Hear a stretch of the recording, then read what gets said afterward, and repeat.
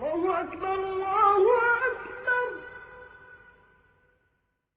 أعوذ بالله من الشيطان الرجيم. بسم الله الرحمن الرحيم. عیسیٰ بن طلحہ نے بیان کیا کہ انہوں نے معاویہ بن ابی سفیان سے ایک دن سنا، آپ جواب میں مؤذن کے ہی الفاظ کو دہرا رہے تھے، اشہد ان محمد رسول اللہ تک۔ ہم سے اسحاق بن راہوائی نے بیان کیا، کہا کہ ہم سے وہب بن جریر نے بیان کیا، کہا کہ ہم سے ہشام دستوائی نے یحییٰ بن ابی کثیر سے اسی طرح حدیث بیان کی۔ صحیح بخاری حدیث نمبر 612۔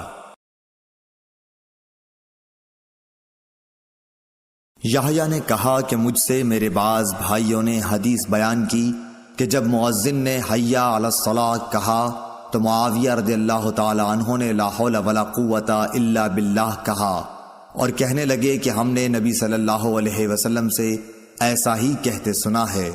صحیح بخاری حدیث نمبر 613۔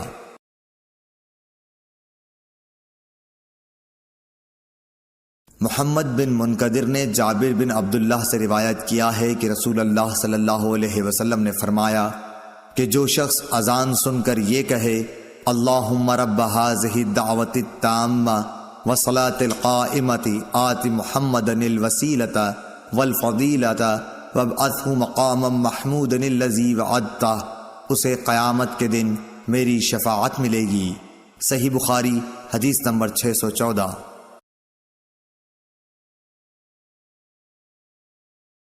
امام مالک نے سمی سے جو ابو بکر عبد الرحمن بن حارث کے غلام تھے خبر دی، انہوں نے ابو صالح ذکوان سے، انہوں نے حضرت ابو ہریرہ رضی اللہ تعالی عنہ سے کہ آن حضرت صلی اللہ علیہ وسلم نے فرمایا کہ اگر لوگوں کو معلوم ہوتا کہ اذان کہنے اور نماز پہلی صف میں پڑھنے سے کتنا ثواب ملتا ہے، پھر ان کے لیے قرعہ ڈالنے کے سوائے اور کوئی چارہ نہ باقی رہتا تو البتہ اس پر قرعہ اندازی ہی کرتے، اور اگر لوگوں کو معلوم ہو جاتا کہ نماز کے لیے جلدی آنے میں کتنا ثواب ملتا ہے تو اس کے لیے ایک دوسرے سے آگے بڑھنے کی کوشش کرتے، اور اگر لوگوں کو معلوم ہو جاتا کہ عشاء اور صبح کی نماز کا ثواب کتنا ملتا ہے تو ضرور چوتڑوں کے بل گھسٹتے ہوئے ان کے لیے آتے۔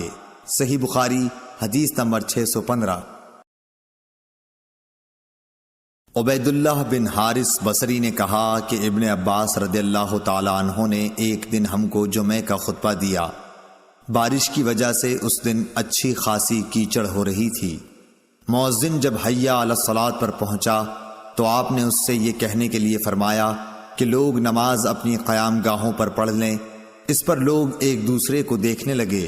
ابن عباس رضی اللہ تعالی عنہ نے کہا کہ اسی طرح مجھ سے جو افضل تھے انہوں نے بھی کیا تھا، اور اس میں شک نہیں کہ جمعہ واجب ہے۔ صحیح بخاری حدیث نمبر 616۔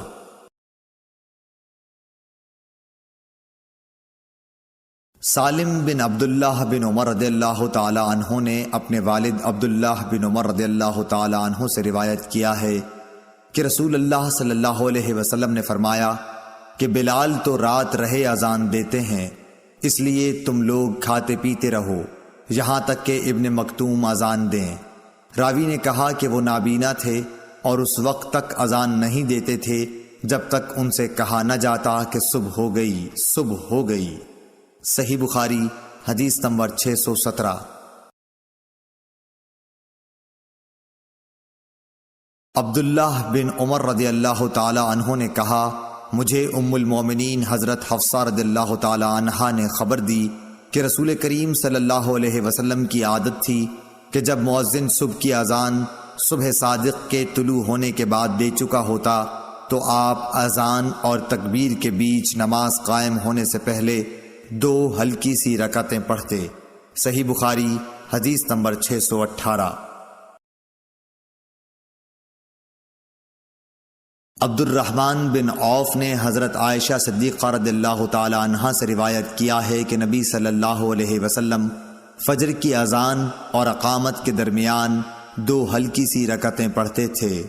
صحیح بخاری حدیث نمبر 619۔ عبداللہ بن دینار نے حضرت عبداللہ بن عمر رضی اللہ تعالیٰ عنہ سے روایت کیا ہے کہ رسول کریم صلی اللہ علیہ وسلم نے فرمایا، دیکھو بلال رات رہے میں اذان دیتے ہیں، اس لیے تم لوگ سحری کھا پی سکتے ہو جب تک ابن ام مکتوم اذان نہ دیں۔ صحیح بخاری حدیث نمبر 620۔